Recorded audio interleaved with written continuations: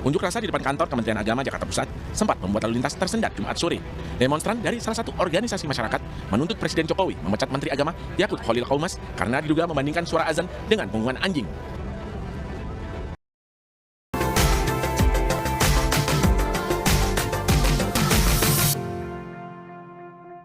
Rencana jahat di balik kasus Menak. Artikel dari Nafis, guys. Apakah kita sadar jika kasus yang sekarang lagi viral mengenai Menteri Agama itu banyak dimanfaatkan oleh orang untuk kepentingan politik masing-masing? Ya guys, ada orang Partai Demokrat seperti Roy Suryo yang melaporkan Yakut Khalil Qaumas karena diduga membandingkan suara azan dan gonggongan anjing dalam sebuah wawancara di Pekanbaru Riau beberapa hari lalu. Hari ini, KRMT Roy Suryo bersama Kongres Pemuda Indonesia akan membuat laporan polisi terhadap YCQ yang diduga membandingkan suara azan dengan gonggongan anjing, kata Roy dalam keterangan resminya. Tetapi setelah dilaporkan balik oleh Gerakan Pemuda atau GP Ansor, Roy Suryo ini lalu berdalih bahwa dia ingin membantu masyarakat.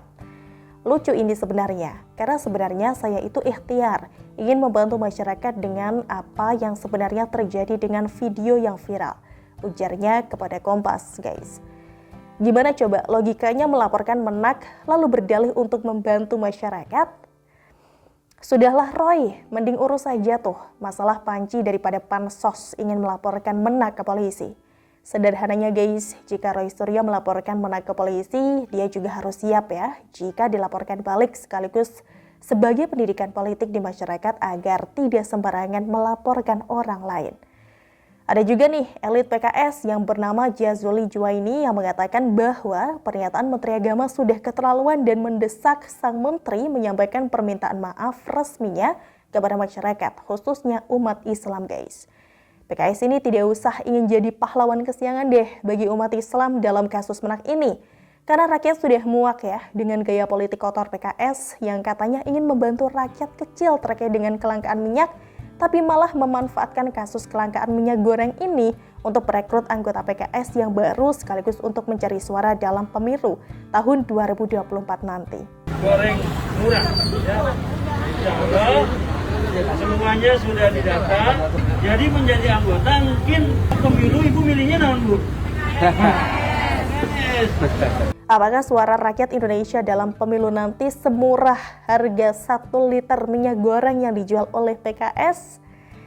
Jangan katakan jika orang dalam video tersebut bukan kader PKS guys, karena faktanya orang tersebut bernama Deddy Arroza yang merupakan Ketua DPD PKS Kabupaten Bogor, Jawa Barat. Dalam video tersebut terlihat jelas jika Deddy Arroza ini secara tegas mengatakan bahwa ibu-ibu yang mendapatkan minyak goreng murah tersebut adalah mereka yang jadi anggota PKS.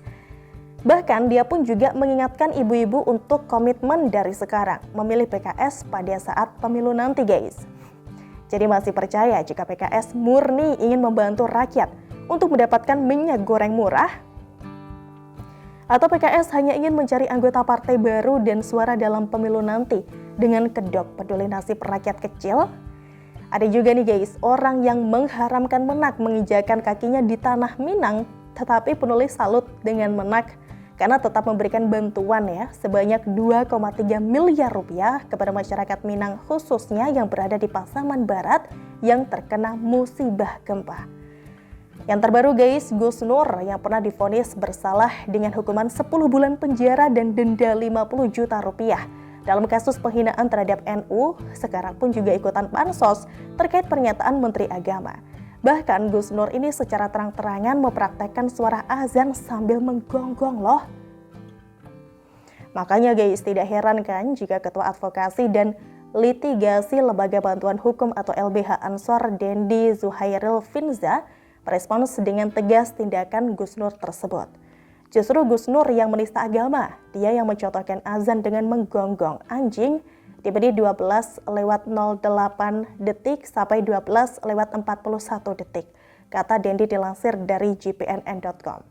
PA212 pun juga sudah mempersiapkan rencana aksi besar guys untuk menuntut Menteri Agama Yakut Khalil Qaumas untuk mundur terkait ucapannya yang dianggap kontroversial. Demo lagi, mau sampai kapan sih? Memangnya mengumpulkan banyak orang dalam satu tempat untuk demo bisa dilakukan secara gratis gitu? Kami sebagai rakyat kecil sudah paham bagaimana kelakuan oportunis yang menghalalkan segala cara melalui demo berjilid-jilid dengan kedok bela agama. Udah basi. Jika memang Menak dianggap bersalah, ya dilaporkan saja ke polisi berproses hukum yang membuktikan. Tapi jika Menak tidak bersalah, ya harus jika dilaporkan balik. Sebenarnya para oportunis ini hanya mencari kesalahan saja guys, karena Menak merupakan bagian dari NU, ormas Islam terbesar di Indonesia yang menjadi musuh mereka karena NU masih sangat konsisten menjaga keutuhan NKRI ini. Dan bukan kali ini saja guys Menak diserang, ini adalah kejadian yang kesekian kalinya. Sejak menjabat sebagai Menteri Agama, Menak ini sudah membuat aturan baru tentang sertifikat halal secara gratis yang membuat mereka yang selama ini menikmati hasil dari sertifikat halal menjadi terganggu. Apalagi pada awal tahun ini, Menteri Agama Yakut Khalil Qomas juga menyampaikan Kementerian Agama atau Kemenak memiliki rencana untuk menerbitkan 10 juta sertifikat halal gratis bagi usaha mikro dan kecil atau UMK pada tahun 2022 ini. Jadi guys, bisa dibayangkan kan bagaimana marahnya mereka yang sudah menikmati uang sertifikat halal yang seharusnya masuk ke kas negara tetapi malah masuk ke kantong pribadi mereka selama puluhan tahun ini. Jika sekarang mereka meminta Menak minta maaf dengan dalih bahwa meminta maaf itu bukan perbuatan yang hina, itu hanya jebakan politik guys, seperti dalam kasus Ahok beberapa tahun yang lalu. Ingat ya, pernyataan Fadlizon dalam kasus Ahok bahwa orang yang meminta maaf berarti mengakui kesalahannya.